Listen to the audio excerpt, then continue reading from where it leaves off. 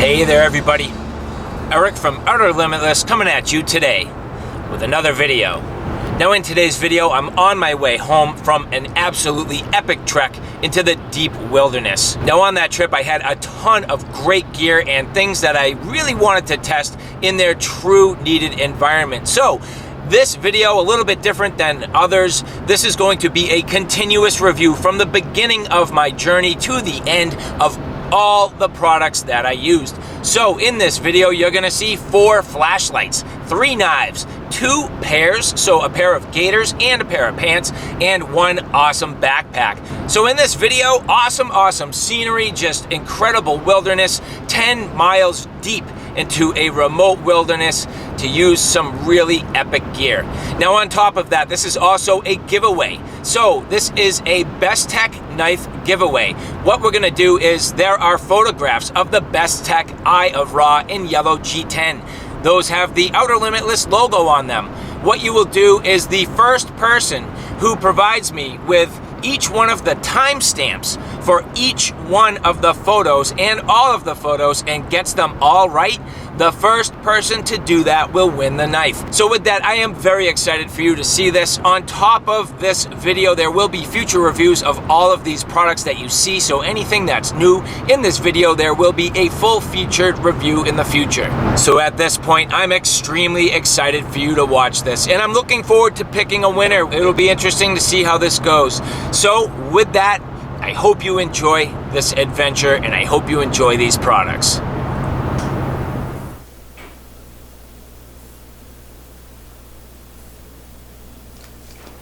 Weighing in with the bag,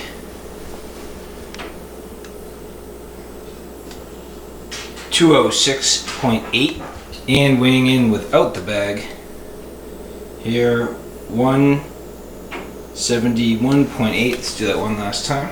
171.8. Hey there everybody, Eric from Outer Limitless coming at you today with another video. Now I'm on the road this morning, headed out to the mountains. This is my first hike of the year, which I am absolutely pumped to be getting outside and enjoying this beautiful weather. It's gonna be a really nice weekend. Just psyched to get out here and enjoy the mountains. But for today's trip, we have some pretty substantial mileage that we're trying to really push as far as we can. It's, again, being the first hike of the year, it's a little bit dicey as to exactly what the conditions are gonna be. We know we're gonna encounter some snow. It's definitely gonna be wet, but all things considered, I am extremely excited to test out a new bag. Now, when I say a new bag, it's just a new bag to me. We are going to look at the ULA Circuit. Now, the ULA Circuit, certainly not a new bag to the market by any means. It's a fairly popular bag amongst lightweight backpackers and ultralight backpackers.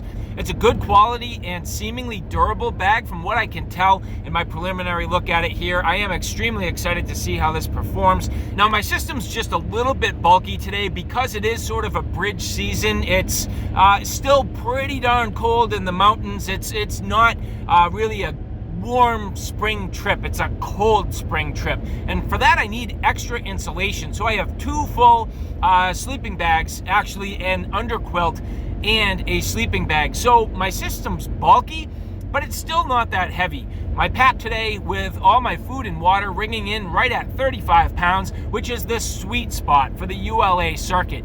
If you listen to the experts, a lot of people say if you go much heavier than that, the bag loses its overall comfort. But so far, just from my preliminary thoughts and testing, it does seem like it's gonna carry extremely well. Now, I'm very happy to be on the road, but I gotta get to my trails. And if you're interested in seeing a little bit more about what I'm about to get into, do me a favor, stay tuned.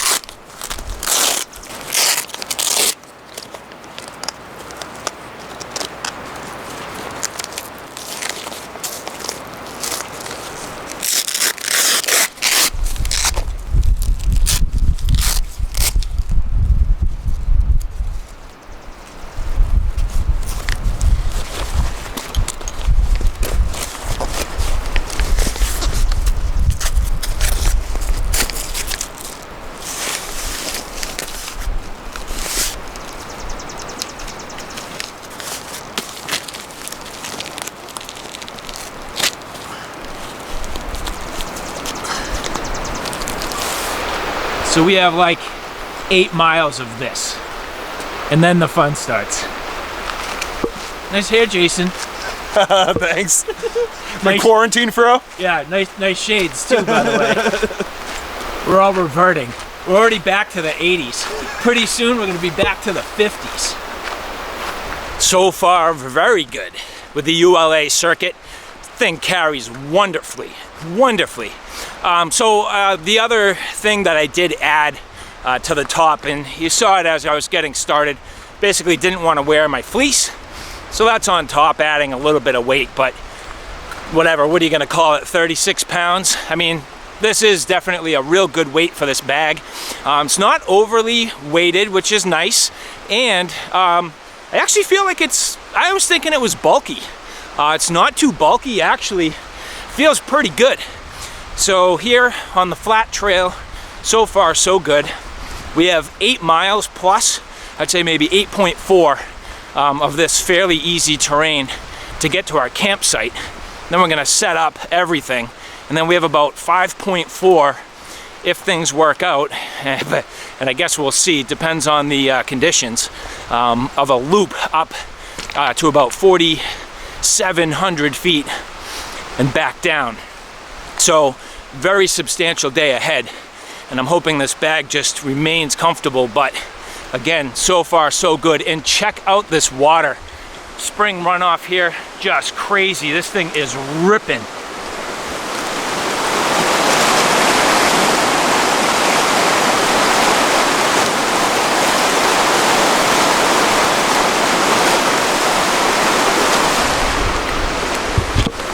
Hey there everybody, Eric from Outer Limitless coming at you today with another video. Now in today's video, I'm out on the trails, about to pound out 13, 14 mile day.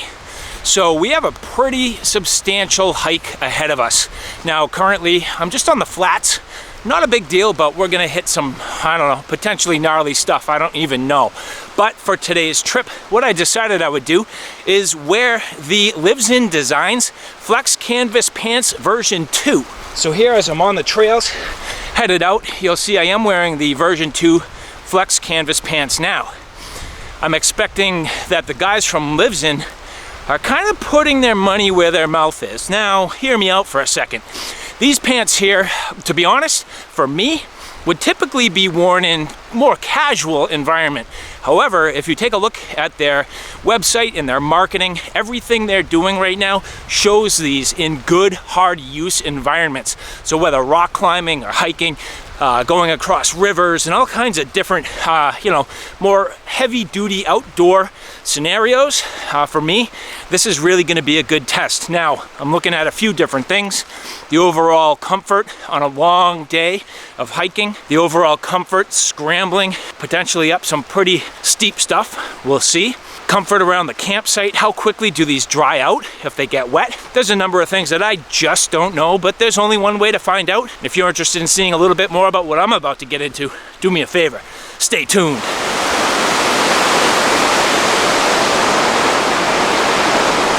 Overall, making good time, continuing to pound down this trail. You know, certainly at this point, completely uninhibited with anything of difficulty, so making good time. And yeah, this bag, I love it. Definitely carries great, and I overpacked a little bit with the amount of weight I thought, because we were gonna go to a camp that was much closer. So now going 8 miles into camp, at first I was kinda like, hopefully I didn't overpack too much, but nah, this is carrying wonderfully. Hip belt feels very good. As you can see here, riding very nice. It's actually the top one. I got a couple things going on with the drop leg. I didn't have quite enough room in the pack to fit everything I needed, so throwing that little drop leg on there to help out. But yeah, hip belt feels great. The shoulders, very comfortable. The pack does not move a lot. That's the first thing. It's very, I would say, stout. You know, I have other packs that just move and creak and wander, make a little noise. I mean, my Osprey Atmos 65, I love it, but it creaks a lot. This is quiet. This is a quiet pack, does not make a lot of noise, doesn't move around too much, feels very firm and secure on my back, and I can tell you, I am greatly going to enjoy this into the future.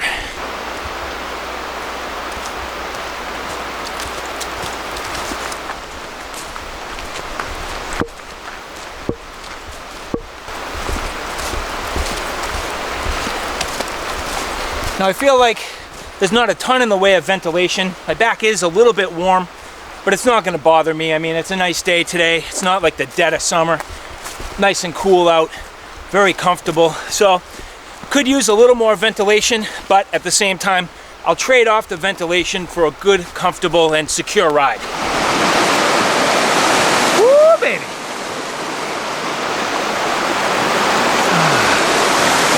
Find a way across this thing? Yeah, see what we can do there. All right. We got some options maybe. Rushing pretty good though. So these are the moments I'm glad I have the Gaiters, even though they're not going to be completely waterproof. I'm at least hoping that if my foot goes in temporarily, they're going to help keep me dry. See if we can find ourselves an easy way across, but nothing's looking terribly promising just yet. We'll get it. Climb across this if we have to. So no easy way across the river here. We got no choice but to lose the boots. And so yeah, just getting my Livsn Designs pants here into proper fjording position. Now you do have this strap here for these buttons to hike them up, and you can do it. It's a little bit tough. I'm struggling just a little bit to get it on there. It's very, very tight, but at least the good thing is, you know, once I get this positioned, should be good and secure. So there we go, hiking these up, and I guess it's my turn to make it across. Nothing like the smell of your boots up next to your nose to remind you you're about to cross a river. Yeah, thanks.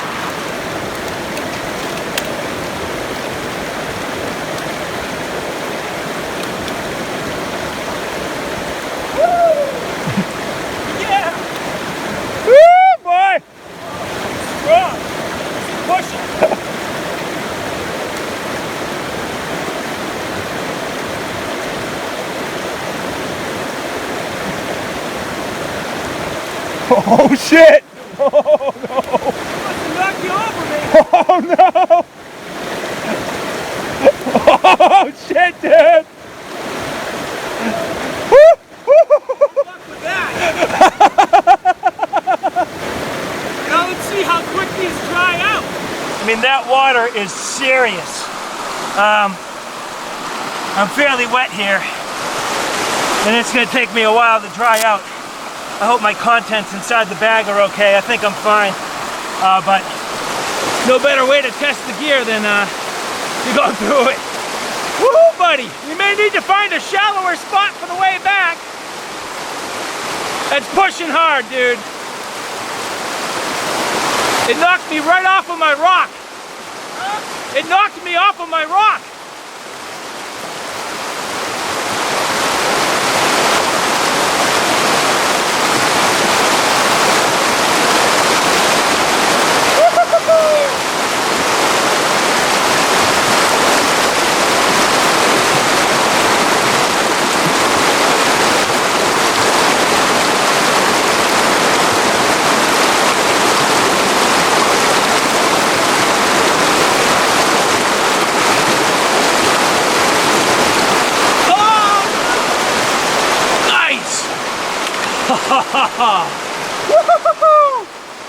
Dude, that was serious, man.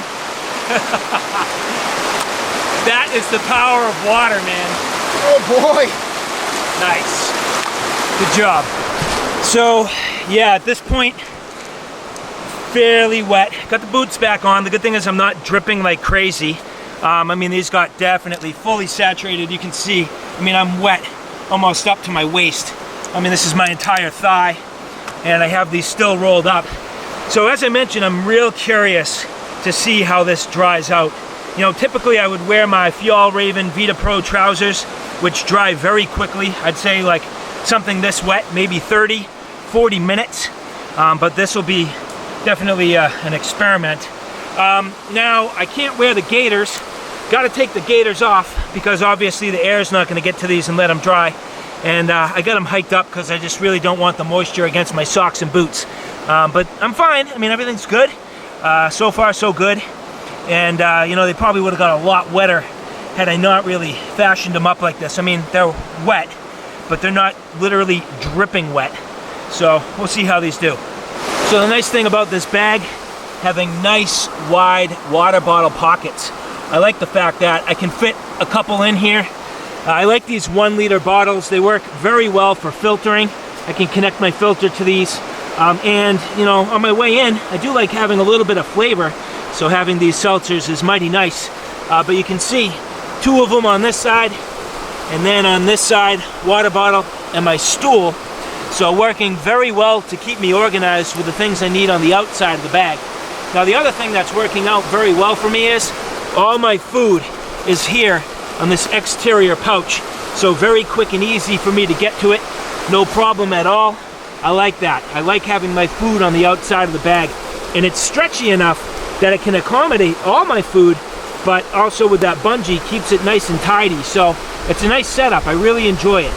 And now again, where I'm not using my gaiters right now, it's nice to have this fashioned on the outside. This bungee does a nice job going from almost the top of the pack all the way to the bottom. So you get 1, 2, 3, 4 quality points of retention here. More if you angle this a little bit different. So this working very well right now.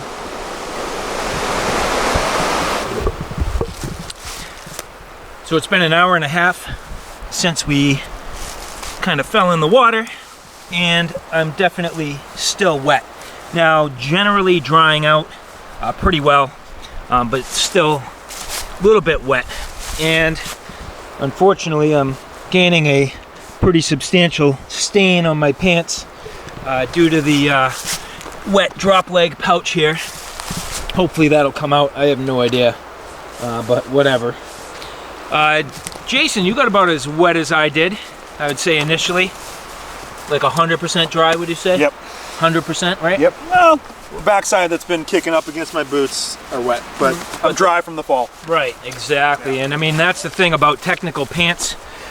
They gotta dry out. I mean, I would not necessarily want to be climbing into my sleeping bag if it was later and bedtime, something like that. So that would be a problem. So the ability to dry out quickly to me is critical. At this point, I could probably drop these buttons and help them dry out a little bit faster, but you know, I'm getting there. You know, on my thighs I'm dry now, lower legs still a little bit wet. So here you can see that back panel. As I mentioned, it doesn't have a ton in the way of ventilation. You know, a lot of times bags will have sort of ridges of the padding to allow for more ventilation. This does not, but again, it doesn't bother me, and the harness system I find to be fairly comfortable. I have really no hot spots anywhere, which is awesome. Nothing's rubbing in weird places. I actually really like the hip belt. It rides just about perfect, and the pack is very comfortable. So rolling in at about the 6 mile mark here, and so far this has been very, very comfortable.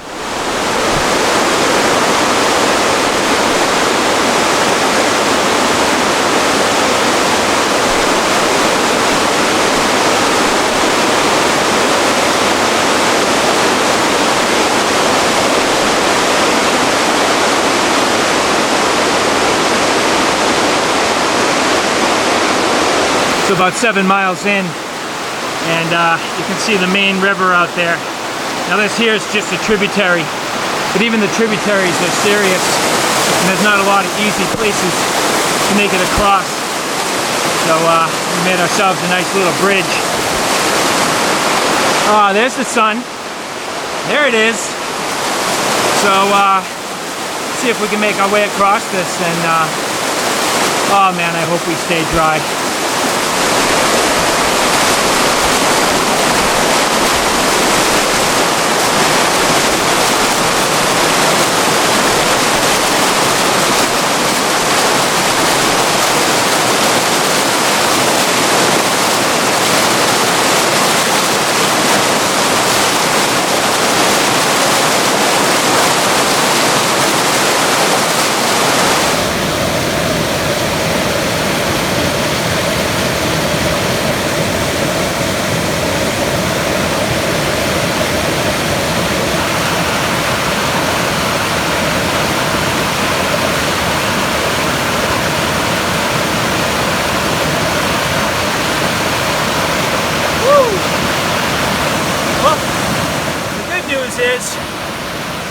The water should be about as deep as it's gonna get, so that bridge should be there on the way back, I'd say. Nice, dude.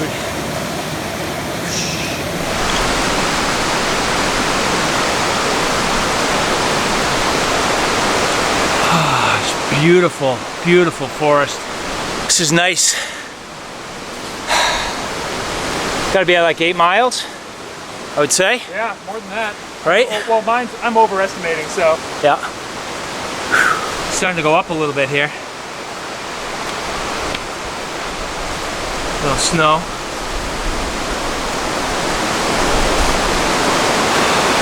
Keep an eye out for a campsite. Yeah. Nice. All right. Looks like a ridge up there in that clearing. Right here, right? Yeah, nice. see? Above there? Yeah.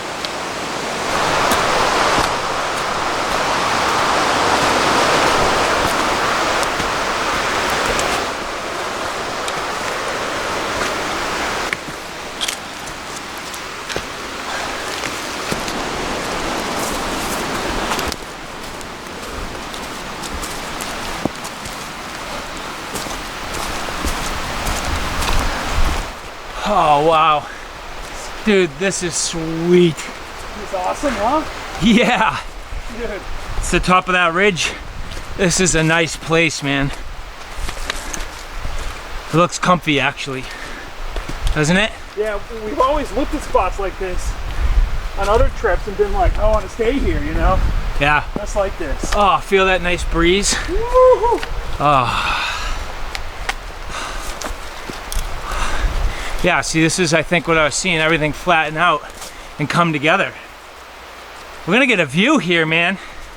This might be a beautiful place to wake up. Over there, facing over there.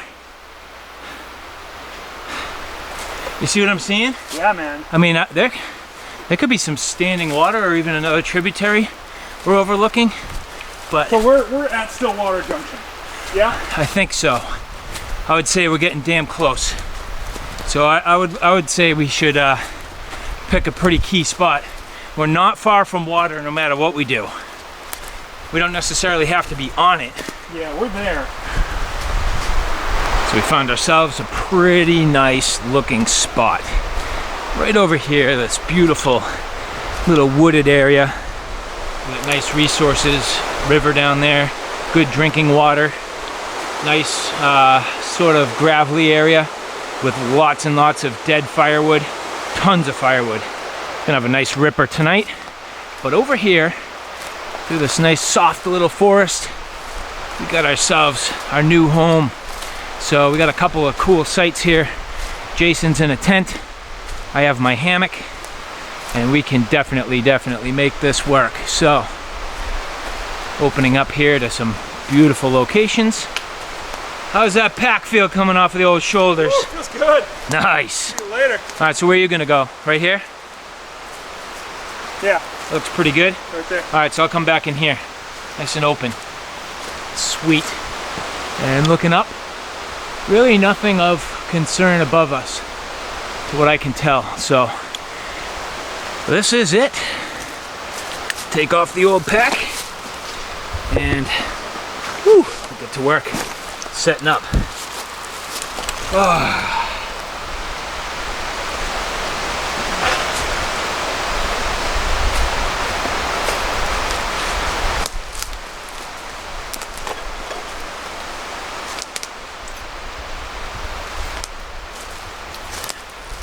So it's been about 3.5 hours since my legs got wet, and the bottoms are still wet. Now granted, I did have them rolled up, so they didn't have the best opportunity to dry quite as efficiently. They're damp. I'm not going to say they're soaked, but again, that's just something that's kind of tough with that amount of time to dry out. It's definitely making me think twice to wear them on this type of a trip.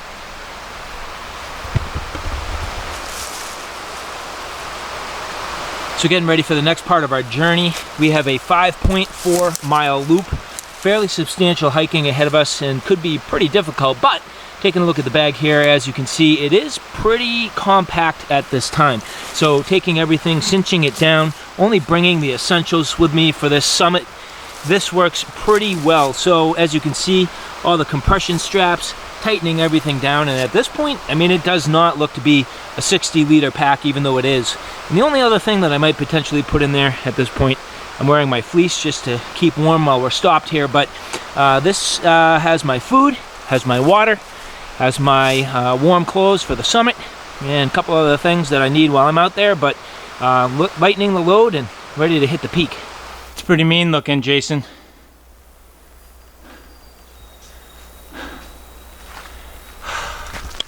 It's pretty mean looking. Whew. You see? Earning it today. Yeah, you're about to earn it. Look ahead and high.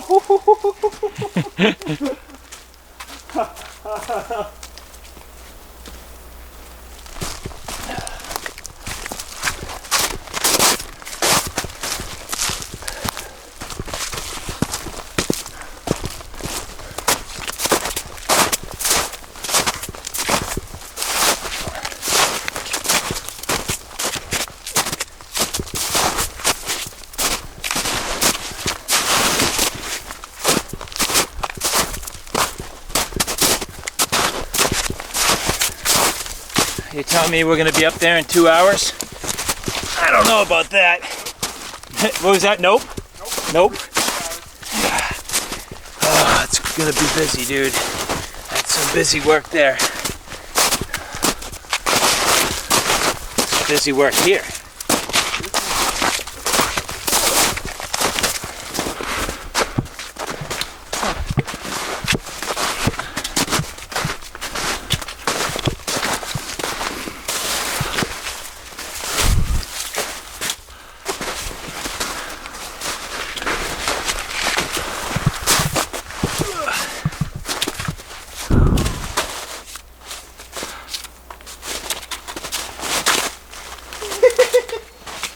So the reality of our situation set in. We're just shy of 10 miles in, and we have 2.7 to go, not quite, to make it to the peak, and then back down here to camp. So 5.4 round trip. And realistically, I mean, if you look up there, we need to get to the top of that. And the snow here, just way too deep. I mean, this here doesn't look that bad, but every turn of the corner we're knee deep. So the reality of the situation set in. We're not going to make it up there, and that's fine. So at this point, just going to go back to our campsite, have a rip-roaring fire and some good food. So hey, you know what, sometimes that happens, and that's what you do. And it's worth knowing when to draw the line, and right now it's not worth going up there. So hey, for another day, right?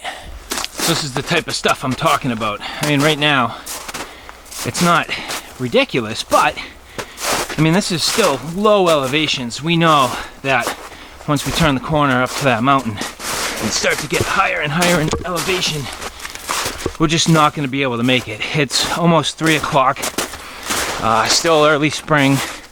Going to be really reasonably dark by 7. I mean, not pitch black, but don't want to be hiking in the woods dark by 7. And I mean, we're averaging maybe 1 mile an hour, so needing to make it a little over 5. I mean, it's just unrealistic. 6 hours from now, we're going to be fast asleep. I do not want to be committing to coming down off a mountain that we shouldn't have really pushed to get to in the first place. So yeah, I mean, this snow here keeping us real slow. Maybe 1 mile an hour if we're lucky. We need to be going 2 or 3.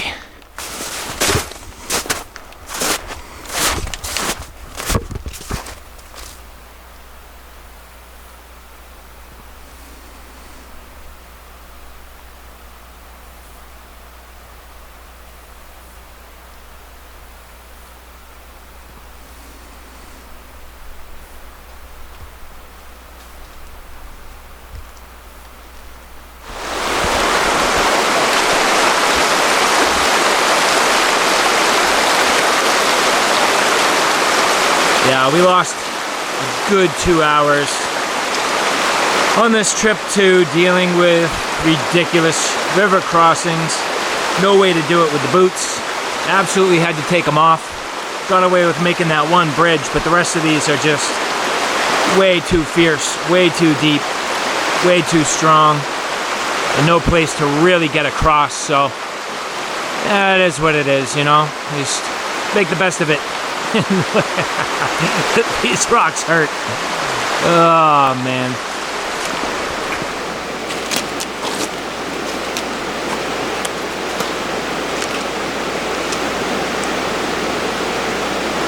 Hey there everybody, Eric from Outer Limitless coming at you today with another video. Now I'm out here today at this river at the end of a day of hiking. We're about 10 miles deep in some very remote wilderness. We had a summit hike that we were trying to get to today, but unfortunately the conditions weren't really so conducive to that. So we're making the best out of our trip, enjoying this river, and we're getting ready to have a nice rip-roaring fire. But in order for me to do that, I need to process down some wood. And I thought for me today, the best tool for the job would be this T17.5. Now this T17.5 being the smaller version to the full-size T17, which if you've come to know it, used to only be called the T17. Now that is the T17.6. So here being the smaller version, the T17.5. Now this particular one I have here, the T17.5L. L standing for full length long handle. The standard T17.5 having a shorter handle, but here today while I'm in the wilderness, I really want to get the advantage of some additional chopping power. So that's why for me, the T17.5L was the way to go. Now at this point, I have a whole bunch to do, and if you're interested in seeing what I'm about to get into, do me a favor, stay tuned. Now this T17.5L in my hands here being the prototype. So I'm giving it a good run for its money today to make sure it performs exactly as I hope. Now I don't have any doubts that this is going to perform wonderfully here in the 1.2379 European Standard D2 tool steel.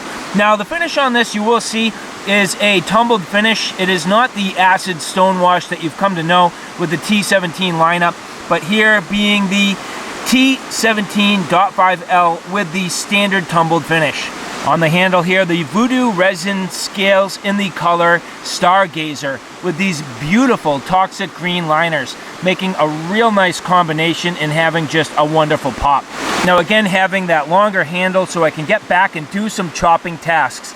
This knife won't have the same forward mass that the full-size T17.6 has. However, I'm hoping that the T17.5L is going to strike that middle ground between a compact knife, light and nimble, yet still have some forward weight and the long handle to give you some chopping capabilities. So at this point, let's go test it out, because I'm really curious to see how this performs.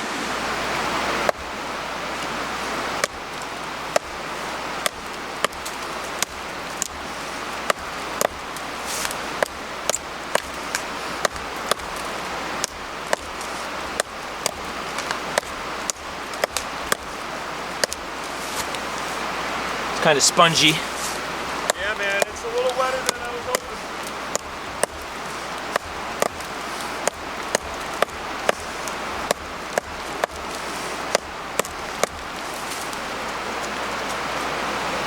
Some dry stuff in here, though. Yeah, there's some stuff. I think this will be pretty good once we get to it. Find some dry stuff.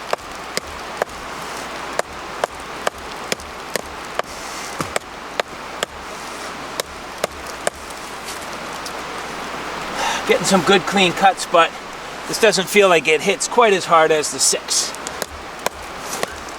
And that's to be expected.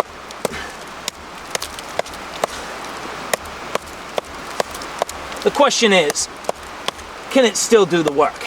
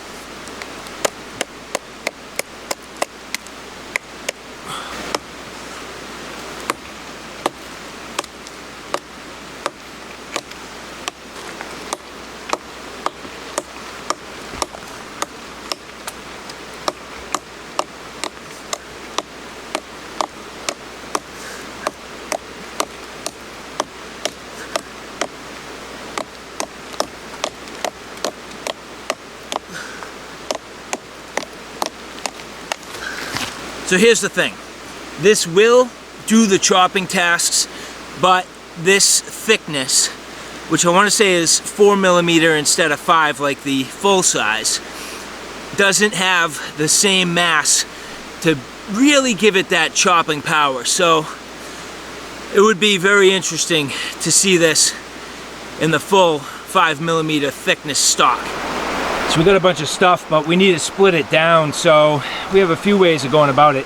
But I do want to test this T17.5 with the thin stock to see how it does in the batoning tasks. Now, I would expect that in reality, the 5, if it had the full 3/16 inch or 5mm spine thickness, I think it would do a better job, but I'm curious to find out, so let's get into it.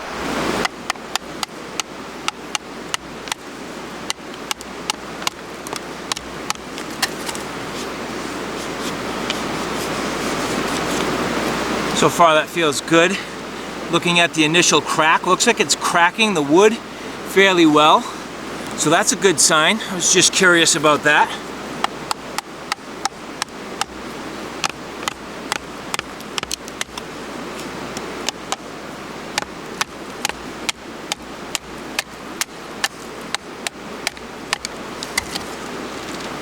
Still a little stiff to crack, but that is a gnarly knot right there. Let's go this way. Either way, nice. Glue that piece off. Alright, so this log is kind of punky that I'm batoning down onto. So I'm afraid the wood's gonna drive down into it. There we go. That's a nice piece. Let's go this way. That crack's already in the wood.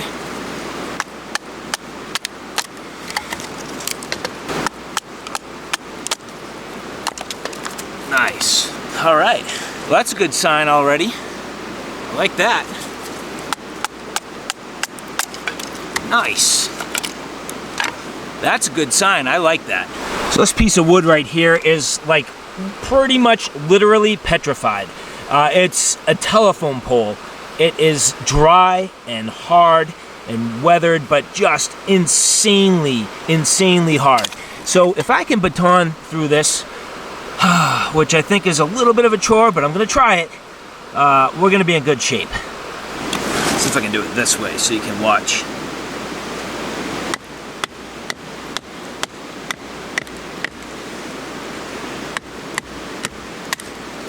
Wailing on the tip. Nice cracking action. Yes. Yes. That's what I'm talking about. That is awesome. Straight as an arrow and not a single imperfection on that blade edge yet. Now this finish is going to be the finish that you get when you want your knife to look used. This is patina. When you want to put your own natural hard use patina on your blade, this tumbled finish is awesome. And personally, I like that. I like showing the use and wear on my knife, and that is pretty freaking cool. So far, acid stonewash does show wear, but still looks the part. The satin finish, of course, it's gonna scratch. You gotta be a little bit careful, but it's been pretty durable. That finish really holds up. I'm surprised, and it's doing a nice job. But here, that straight up tumbled finish, really cool. I like that.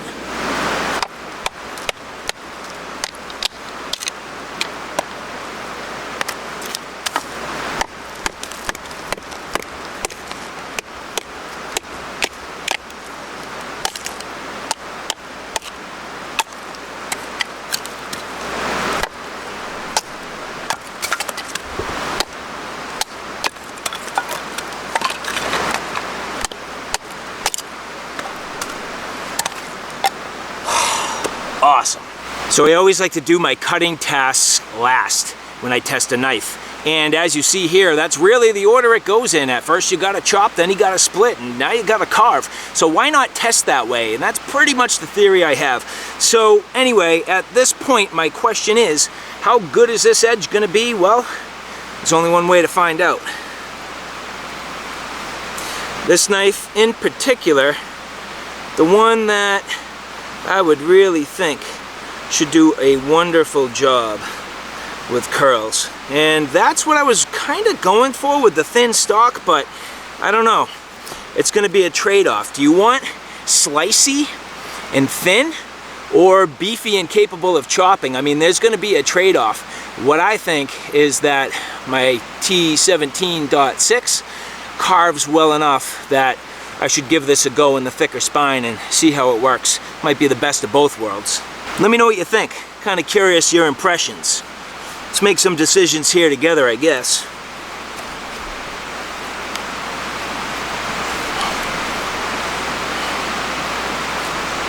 Okay, trying to plane myself. Not doing a very good job just yet. I need to plane myself a nice edge. Here we go. Carry that down, bend it off. Let's do that again.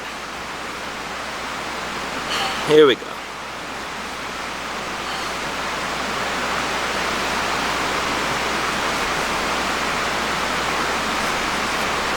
I mean, very nice, dainty little curls. Not really doing the best job. I'm not really finding the edge of the wood very well, and that's my own fault. I'm just struggling a little bit. Now I am trying to get impressions of the feeling of the edge. The edge geometry is different than the full size, and I can tell you that I feel it. It is getting good bite overall, getting some decent feathers here as I work this wood. Feels pretty good in the hands. You know, I'm bearing down here tiny little bit in terms of, you know, feeling it on my knuckle because it is metal, and you know, I acknowledge that, but it feels good. Good lock up, feels nice in the hand, filling out perfectly, good full handle, which is exactly what I like. Just having that ability to get where you need to on the blade for comfort. And yeah, I mean, so far, doing a pretty good job. Alright, so we have Fiberlight 1/2" ferro rod there, and striker. And then down here, that's the EDC fire starting kit.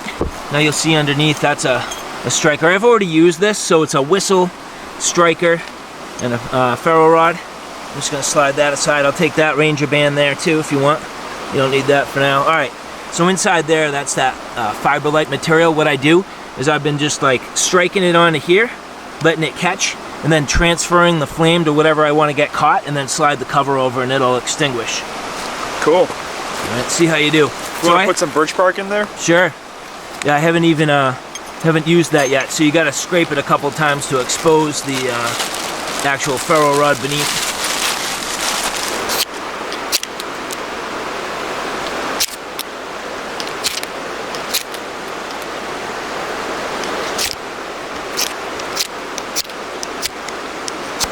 Okay, you know what we can do? Fluff this up a little bit because it's getting matted down. The fluffy stuff will catch better. There we go.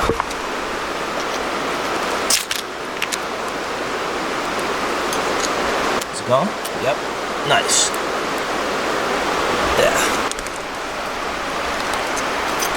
Alright, so it'll stay lit now.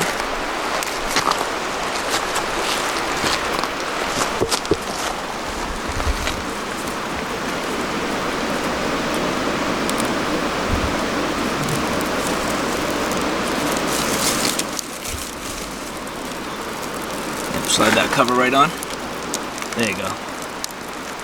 Nice. Alright, we gotta feed this thing. It's throwing off nice heat. That feels real good. Your feet might dry out. What's that? Your feet might dry out. Oh yeah, they feel fine. It's not cold, you know? This is cold would be another story. So Jason, now that we got the fire going, we got a little bit of a test. We gotta try this little batoning test here. You wanna film for me for a sec? Alright, so usually I don't like trying to baton things this long because it is dangerous. The knife can kick towards me, but I'll be careful. And I just, after seeing the splitting action of this little knife here, I'm just curious how this will go.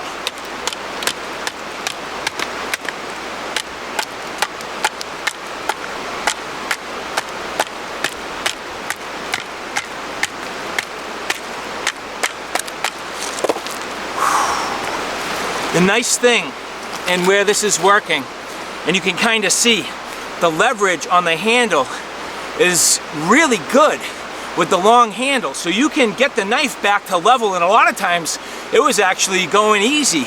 The knife was just going nice and below and then hammer down, and as you're pushing, you're keeping everything kind of forcing its way down through the wood.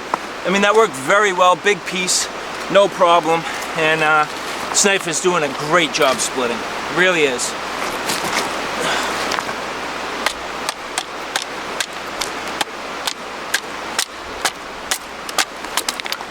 No problem. Just blowing right through this stuff.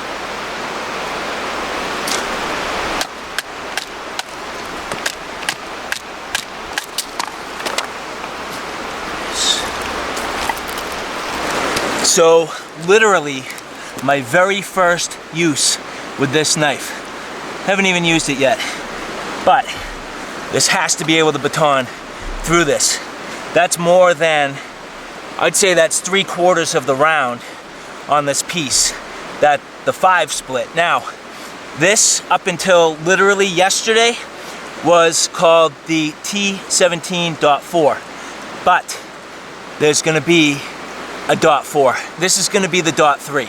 So you're gonna have a 6.5, a true 4-inch blade, and then this .3, which the .3 is really 3.5-inch cutting edge. So, yeah, pretty cool. So this should be able to do this. I would love to see that it can. I have no way to know, but to try.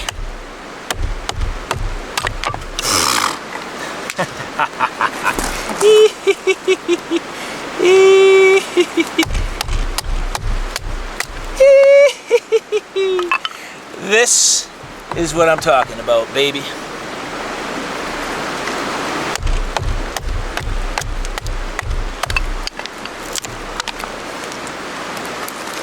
T17.3.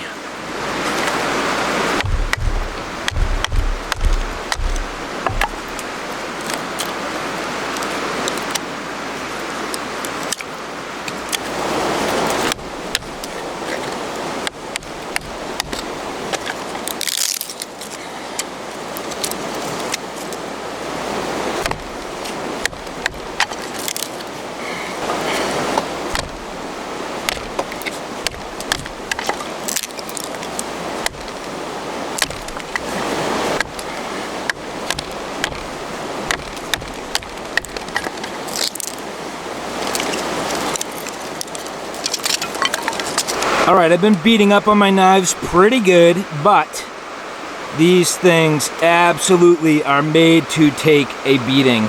And they do a nice job. Look at that edge. Still absolutely perfect. That handle, boom, so nice. Now, as I mentioned, this little nub right there is going to be rounded out because that sits right into your palm, and that's the indexing point. So the proper grip is to leverage this round part, and it just goes right into your hand. So you don't really need anything else other than just that good solid grip of the knife, and man, this thing will do some work. Let's see how it strikes that ferro rod. All right, so here I have the Brinyte 1/2-inch ferro rod. Now, instead of using the scraper, I'm going to use this T17.3, even though it says .4 prototype. Now, like any other one of my knives, you can get the sharpened spine. You can choose whether or not you want the sharpened spine. You don't want it, don't get it. You want it, well, this is what it is. And you know, beyond that, I'm curious to think we could probably put jimping on this. I hadn't thought of it till now, but why not? Should work. So anyway, bottom line is going to use this here to do the scraping. Little thumb scallop on the side, which gives you that perfect grip, indexing nicely in your hand. And here,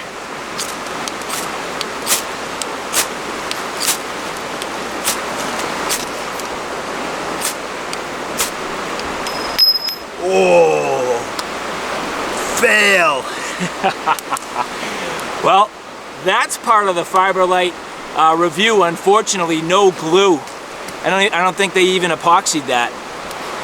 That sucks. Well, I can hold on to it, so let's finish this up.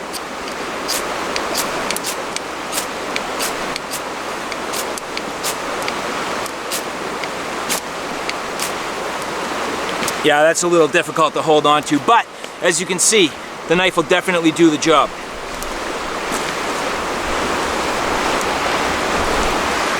So my initial impression is this definitely is capable of throwing good sparks. I don't want to lose sight of that. However, the handle obviously did come apart. Now, that's a very, very easy fix. A handle coming apart, you can fix. A fire rod not throwing good sparks, well, you can't always fix that. So, you know, that is obviously an oversight, but at the same time, something very easily repaired. And unfortunately for us, the factory scraper didn't work the best. Now, I could see learning the technique. Don't get me wrong, it is a technique thing. And there are a couple other nice little features on here, like the bottle opener. You got a little scale on there. So a multi-purpose piece. However, for us, we just weren't that successful. It's not to say it won't do a good job. Just a little bit of practice and technique would probably help, but it's really not for me. I do prefer the knife. Nice. SC6. Nice. Pound down through another one of them. Let's see how it goes. Nice comparison.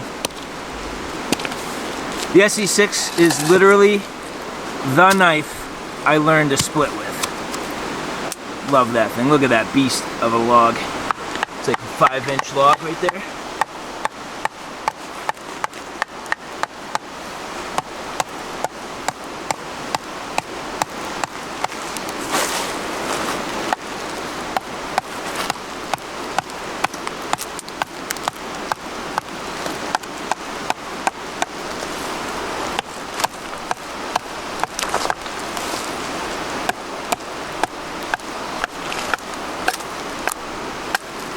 Nice.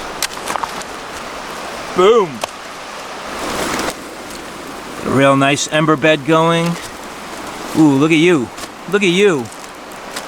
Look at you. What do you got over there? What do you got over there? I just have... strip steak? Oh man, I just have these measly sausages that still gonna be pretty damn good, but that's looking pretty damn good.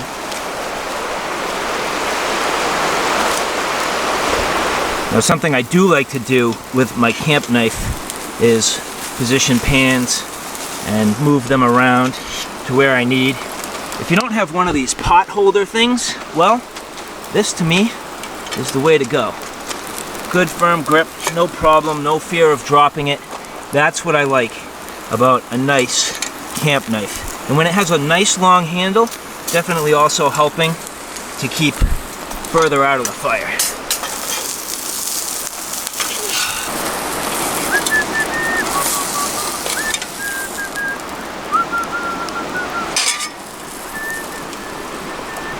Nice. A little more. Want this one, dude? This is pretty much ready to go. I think you're in for a little bit of a treat here, my friend. Yeah, buddy. I'm in. This is the, sorry. Yeah, no worries. The appetizer, man. It's looking good.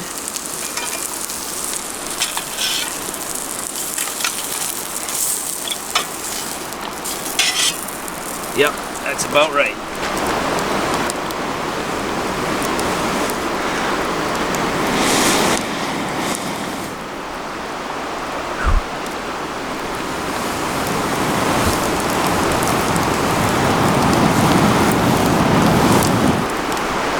Boom. Like magic. Magic.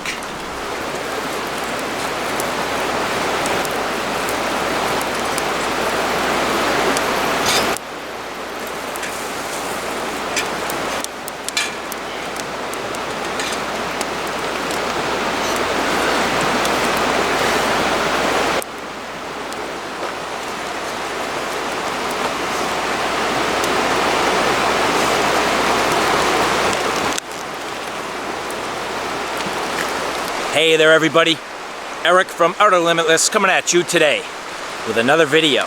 Now in today's video we are going to take a look at this Nitecore TIKI. Now in a prior video we took a look at the Nitecore TIKI LE and the LE was good. I really like it. In fact, I carry it on my keychain as my EDC flashlight, as my keychain carry. But here, this one, the Tiki itself, I think, is going to be the perfect backpacking and camping flashlight. And here's my theory. So if you want my theory, you're gonna have to stick around for just a second. Do me a favor, stay tuned. Now this Nitecore Tiki, as you look here, look how small this is. That's why, to me, if this performs the way I hope it's going to, this is the absolute perfect camping and backpacking flashlight. With the one caveat being, it does not go into a headband. So that's the first thing. Is for me, I am actually going to use this as my primary camp light for this trip. Now I do have a couple others. I have other reviews I'm going to be doing. However, this is my plan. So for general walking through the trails, is this going to be enough light? Will it have enough battery life? Well, I'm not going to be able to test the battery life, but we can certainly see if it has enough light. And then as far as being my camp lantern, will this project enough light while I'm in my hammock to really give me the illumination that I need? Now, as I'm out here right now, I am not gonna have all the specs, but if we sit here now going through the specifications, unfortunately the packaging that I have is in Chinese, and I have not had the opportunity before this trip to look at the website. So I will get the information on the website and annotate it on the screen. Check this out, Jason. Right there, that is the Brinyte T18 Artemis, and it has a couple of different outputs. Actually, it's an infinite output using a remote. However, the beam on this is adjustable, so as you thread that, basically you can screw it in and out, and it's like a projector beam. So once we get into the dark, it's down here, just twist the bottom handle. There you go, yep. So we'll see what the beam distance is on that, and how quality the light output is, but I think this thing's gonna be fun, especially in a ridiculously dark place like this. We'll see how the stars are. Cool. Nice, huh? It's already gone? What the heck? Ooh, baby. And this is why you choose the slicey one, if you want that nice refined cut. So it's just shy of 7:30, so 10 hours after I fell in. Well, I'm still damp. Granted, I have gotten these kind of wet a couple times, but it has been quite a while, and they are still damp. Not wet, but very lightly damp. And general thoughts today, well, I do like the pants. There's no doubt that I like the way they fit, and they are comfortable, but they stayed wet. I can't blame the stain on them. Hopefully that comes out. The waist for me is just a little bit big. I am right now more like a 32, but these are a 33. So that's not the pants' fault. I can tell you in a 32, these would be absolutely perfect. So, I mean, really the only thing that didn't work is they're really hard to dry out. But other than that, I gotta say, I've enjoyed the pants and they feel great.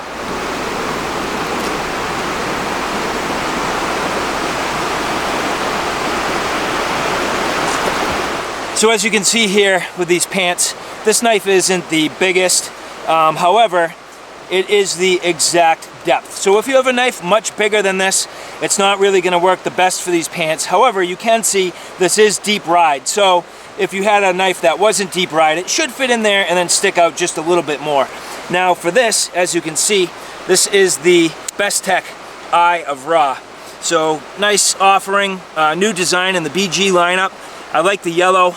Now this was perfectly yellow, but after carrying it for the day, does have some love and patina on there, and I like that. I actually think it looks great. I like the idea that this is gonna change and get that patina to it. That's really unique for G10. Usually G10, it doesn't really show quite like that, but I think this is cool. And the other thing I like about this is that you end up with the gray frame. If you notice, they powder coated the frame. It's the same exact coating as on the blade, so you get a perfect match. Looks really cool, it's smooth, it's very nicely done. You end up with the back spacer popping off, the deep pocket clip right there being all the way to the top, but nice and polished, matches the hardware on the pivot screw. This is a nice knife. I like the blade shape, and this thing's definitely cool. Perfect for the backpacking application.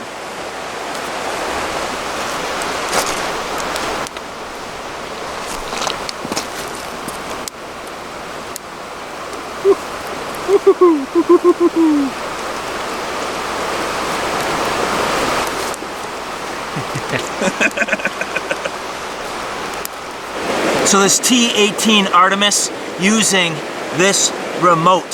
So here, basically on, off, as long as you have the flashlight in the on position, this will control it, which is really pretty cool. And so you can mount this on a gun with a scope and pair it up, and then you can put this on the front of your gun and allow it to basically turn it on and off, as well as change the overall brightness. So plus and minus, brighter, less, pretty cool. Now, in reality, I can use just the switch itself. However, there's no way to change the brightness, is the one thing if you're not going to use this remote switch. And as I mentioned, this is dialable, so you can dial this in any way you want. Now, the other thing that's really cool about this T18 Artemis is you can change out the LED pill. And there's white, green, red, and infrared. So really cool. You get 4 of them with this. This thing is pretty sick. I can't wait to do some beam shots in a little bit. Now already, if you look across, and it is not even dark by any means, you can see this lighting up across the way. Now turning this all the way up right now, it is all the way up. But as I mentioned, dialing this in and focusing the light down, bam. I mean, that is an insane spotlight, and that narrows all the way down. And it is basically still daylight out here, and you can see that thing way, way out. I mean, look at how bright this light is. That's insane.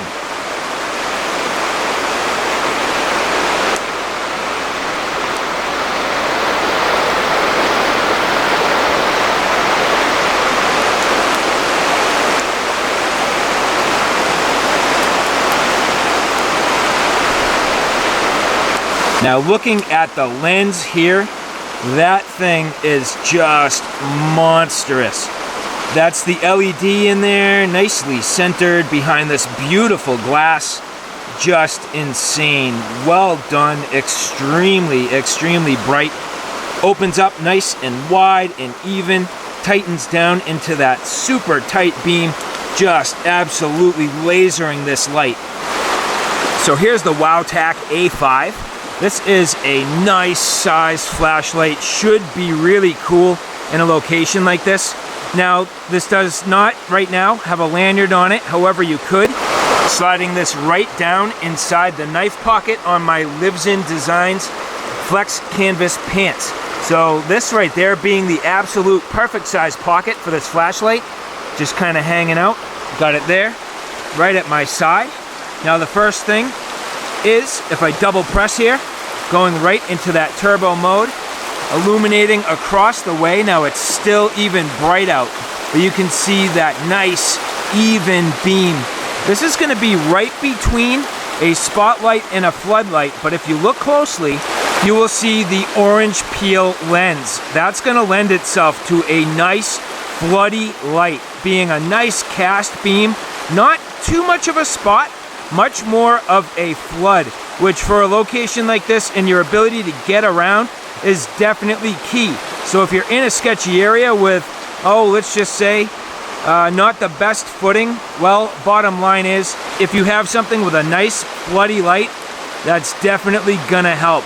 So here, the WOWTAC A5, this should be interesting. I'm looking forward to seeing this at night.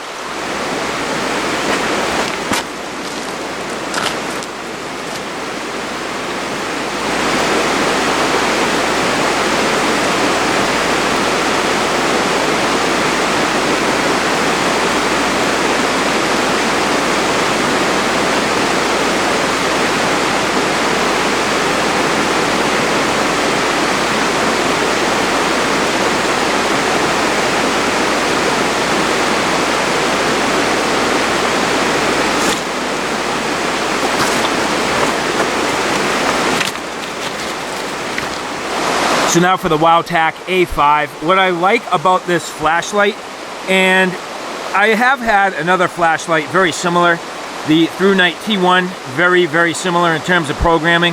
But what I really like, if you press once, the light comes on, and it's in whatever mode you had set it. So if I long press here, this is gonna go between the modes. Let's just go up 2. That's a good amount of light here down on the ground. Now if I wanted, realistically, I could probably go even less, and that's gonna get me around where I need. That's a nice, even output, easy to see. It's warm. It's not gonna kill my eyes. I actually like the warm for this. It's not quite as cool as like a real cool white. So this is right in the middle, more like daylight. But then, if you double press, bang. That double press going all the way to that turbo mode. And that is a nice quality, bloody spotlight right there. That is awesome. Now, single press turns it off. If I long press here, that is my moonlight mode. So if I don't want to kill my eyes, and I just want to look real quick and see something, no problem. Turn it off, single press, back on. That's that medium mode again. I can hold the button down, cycle between the different modes depending on what I'm trying to do. And again, that quick double press going into that turbo mode. Now, triple press, that is the tactical strobe. So as you can see there, a very, very far-reaching and bright strobe. Now this does not have an alternating pattern. It's pretty much the same pattern, but that's not necessarily a big deal for me. It still gives you that strobe function.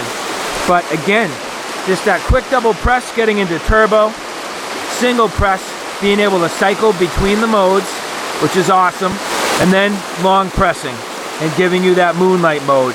The programming on this WOWTAC A5 is absolutely perfect. I think it's great. Fits nicely in my hands right now, and it's giving me exactly what I need. It's giving me a nice quality light that's searchlight capable.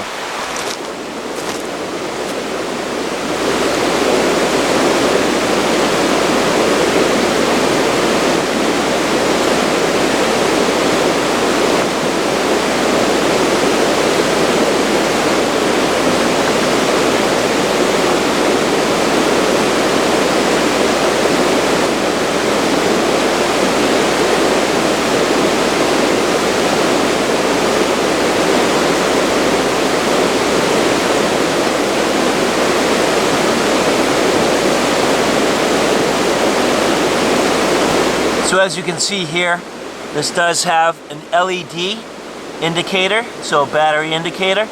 Nice, just glows, easy to see, easy to get your thumb right on that button if you need to. So good feature. I like this flashlight, very impressive. So as I mentioned, I'm relying on this small Tiki flashlight to be my main light tonight. Now at this point, I literally just have it dangling off of my jacket. But if I want, changing the mode here, just getting a little bit more light. This is nice. I mean, I just have it literally connected to my jacket, but real quick, I can just look around, make sure I have everything, didn't forget anything. I see a couple pieces of trash here. Don't want to leave trash behind, so making sure I pick everything up. Now again, this is just dangling off my jacket, but it seems to be working fairly well. If I need to, I'm going to be able to use my trekking poles, and this is still going to illuminate down by my feet. Now, not perfect, but it lets me do it. Not that I'm going to use this for anything super technical, but just for getting around right now, this is no problem. Whoop, even goes higher. So there is the moonlight mode as we look here. Just softly illuminating that rock. That's actually a very nice output. I like that. That's the perfect output.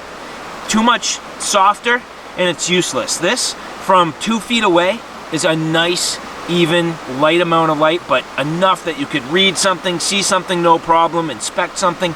I like that. Good output. Another click here.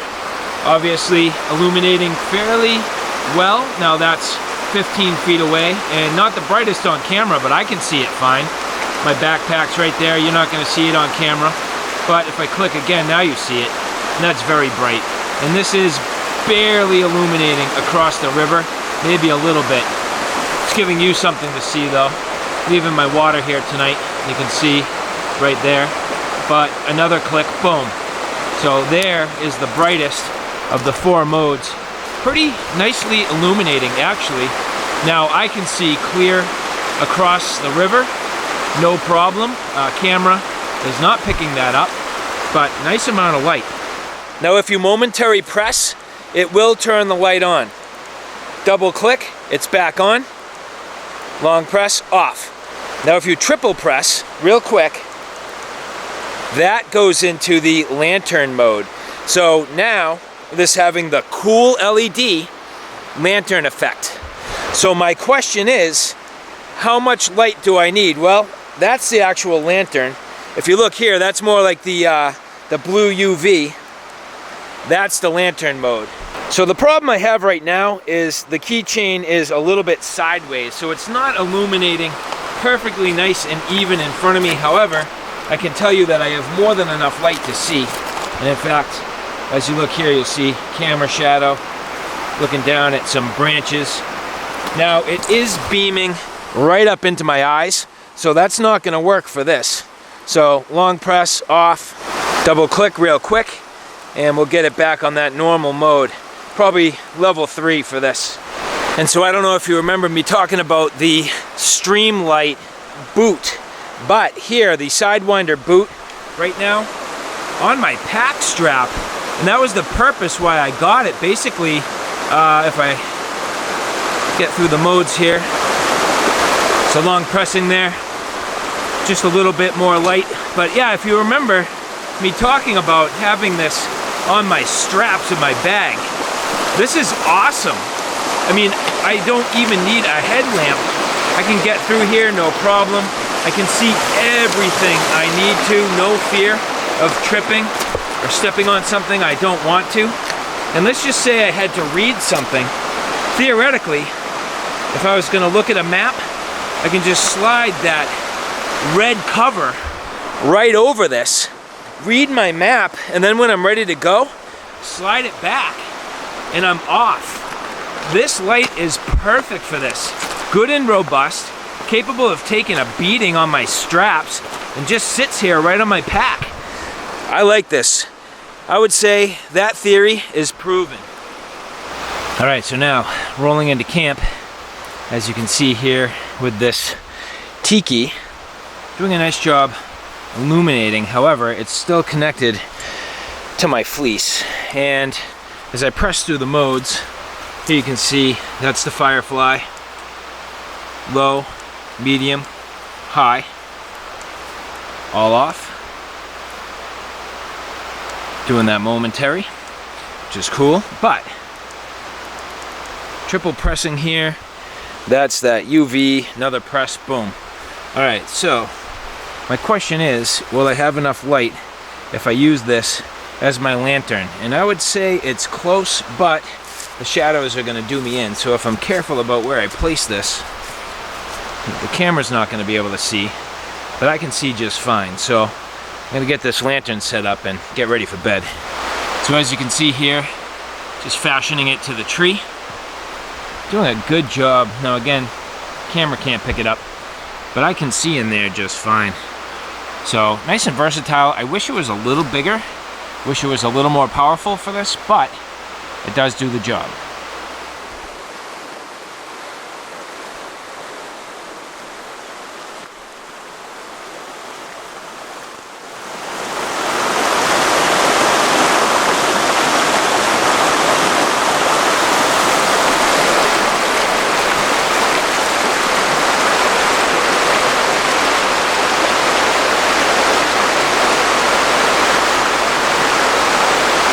Morning, Jason.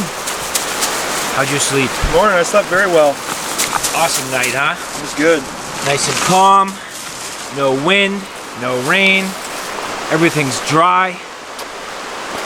River levels are actually coming down, which is good because that's what killed us yesterday. just the inability to cross. The night before had been a major rainstorm, and you could see how brown all the water was just as it was pouring down and through.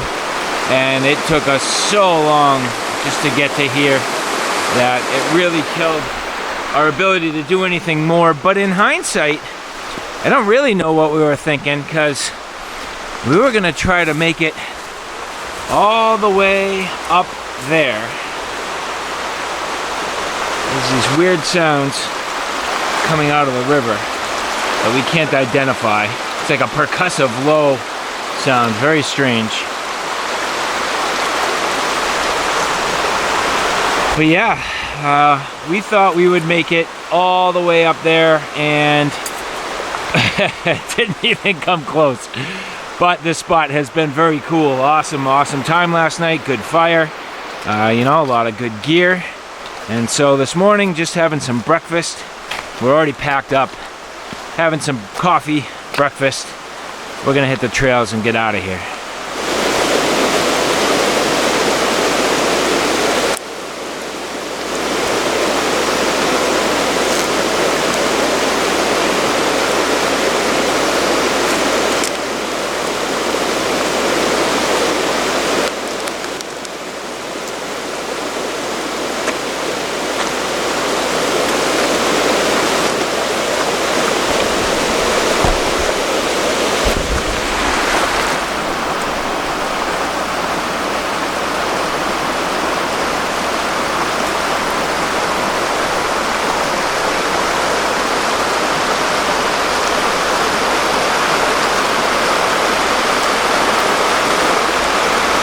So the ULA circuit packed up very nice today. Actually went together nicer than I had it on the way out, which is surprising. So I think it's gonna carry pretty nice. I took the drop leg, put it on the outside of the pack just to keep it off of my leg. I was sick of it banging off of me all day. And with 9+ miles to go all the way home, let's see if I can do a little bit better, right? So anyway, that's working very well, holding on perfectly, no problem. Looking forward to this hike out of here. It's gonna be a beautiful day.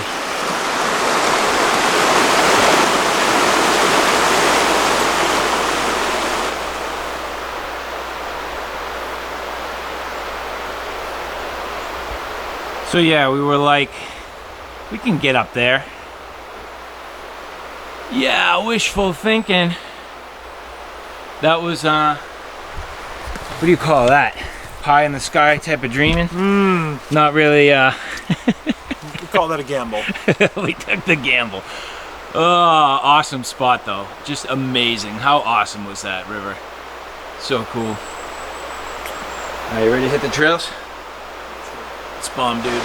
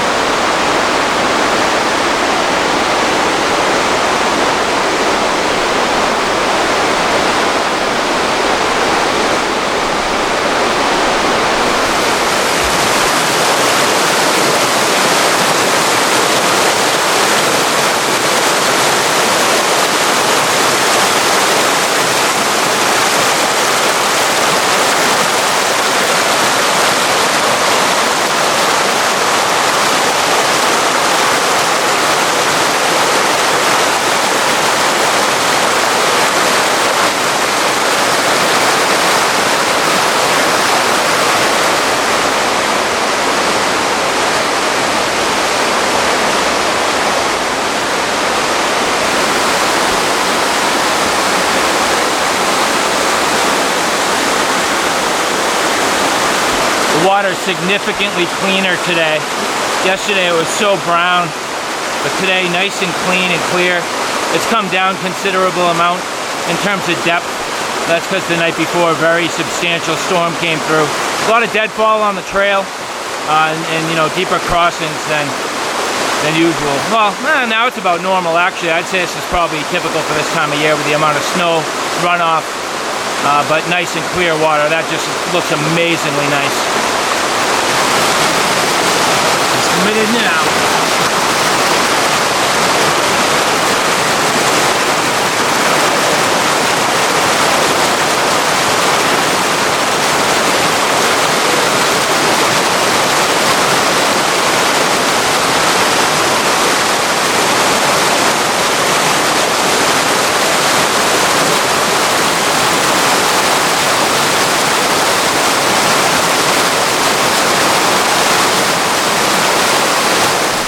So something I discovered now here on the way out that I wasn't doing on the way in with this ULA Circuit, which makes a big difference. Now what I found is this fits my waist so well. Just the padding is perfect, and the way this rides is perfect. This bag seriously just does what it's supposed to do very well. It's made to carry gear efficiently on a long distance and comfortably, and it absolutely does. This might possibly be my favorite bag yet, but what I was saying, what I am doing now is, and I don't know if you can see that, but I have a good amount of space now on my straps, and just letting the air get in there real nice and just ventilate. I wasn't doing that yesterday. I had it against my back the whole day, but now I got a breeze in this nice area coming through, keeping me nice and dry. The bag sits so well on my hips that it's all it really needs. It doesn't need anything more than that. So for this, it's awesome. I can say that I greatly recommend this bag. After, let's see, where are we at? Probably, let's see, yesterday was 9, we're about 4 in, so 13 miles so far. That's pretty good. So, like I said, I'm giving this thing my thumbs up for sure.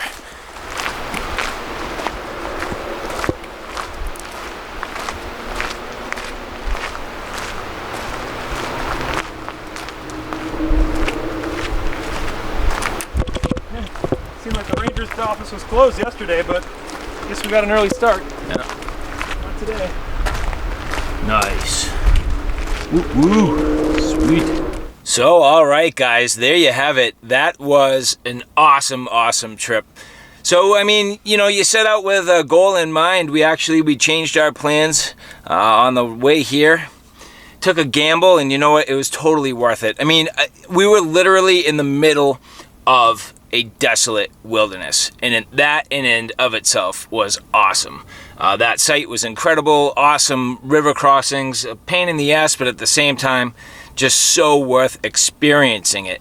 Having fun with the gear, enjoying the gear and the things I was able to test and use. I'm really happy with the performance of everything on this trip. Just really fun, enjoyable reviews, and I hope you like that format. I mean, completely different, something that I really wanted to bring you through the journey. I wanted you to see beginning and end what it takes to get this stuff out there, and what it's like to go through you know, a trip like this and making the reviews and getting the footage, and it's just a different spin. So anyway, guys, I hope you really enjoyed that. Make sure you submit your responses. So finding the BESTECH Eye of Ra. Find those photos. Give me the timestamps. Let me know what time those photos are with the Outer Limitless logo if you are interested in winning the BESTECH giveaway prize. So all right, guys, thanks for stopping by. I hope you like what you saw. I hope you found it a little bit informative. If you like what you saw, please like, share, and subscribe. And as always, thanks for stopping by.